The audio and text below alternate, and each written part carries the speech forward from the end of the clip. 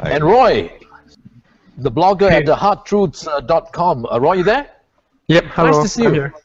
Hi, Daniel of the fare hikes. I think that it's actually ironic because based on the Public Transport Council media release, they say that SBS and SMRT, they are increasing, they are applying for fare hikes because the bus division are making losses. But when you look at it, the trains are the one making the profits, but they are the one breaking down. So it's actually quite ironic that this is happening. Yeah. What is your reaction? What do you write about when you blog at hardtruth.com? What is your sort of conclusion to all of this? Just merely observations or what?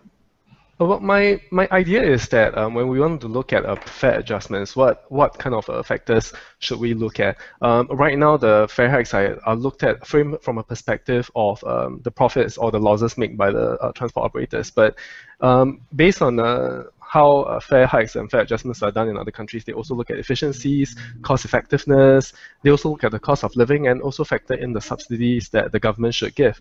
So I think in Singapore's particular situation, we haven't actually seen how this is calculated or computed. It is an assumed thing that every year there should be a fare hike. But correct.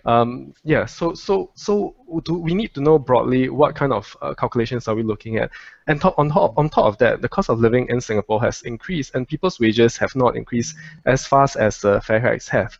So from that perspective, is it justified as well to have the fare hikes? Right. The other thing that I think we need to look at is also efficiency, and because the idea is that we really need to bring people to where they need to work on time. And so if the train breakdowns are happening and people are not getting work, this is a real problem because the idea of transportation should be to bring people from point A to point B.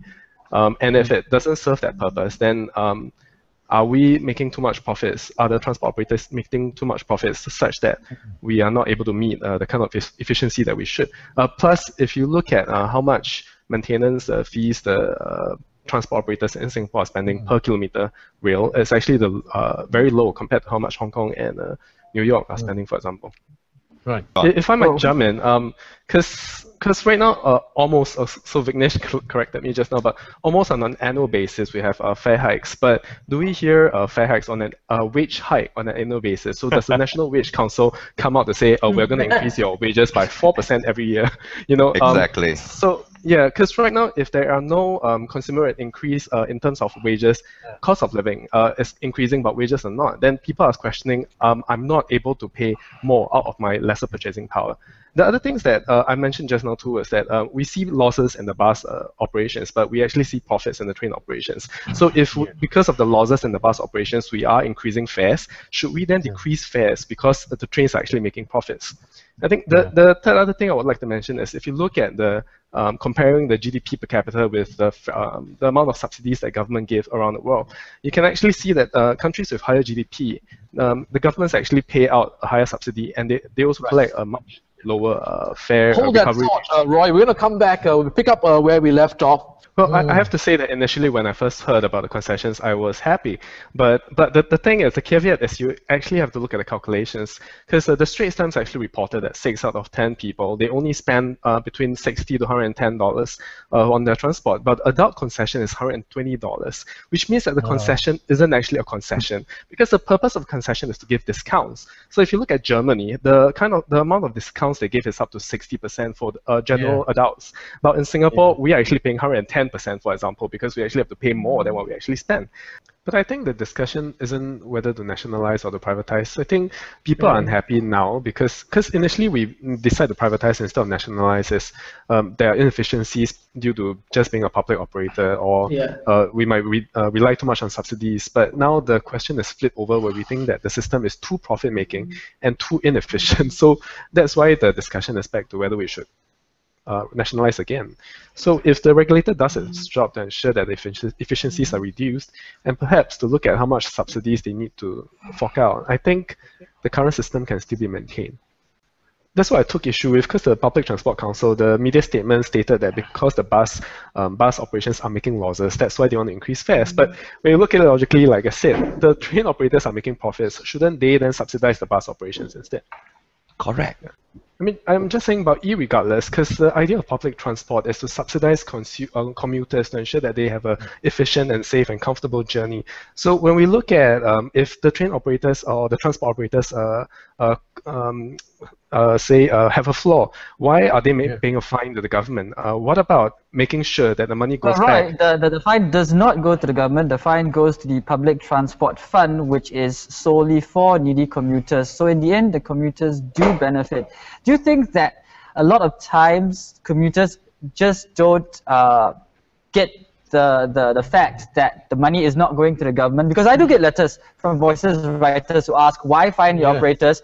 Why is the government collecting money? What's happening to all these fines? And it is actually helping commuters. You see, the thing is, people don't see it. One thing is, for example, the concessions already cost more than what we actually pay. And if you look at if we are supposed to benefit from the spending from this fund, where is the spending going to?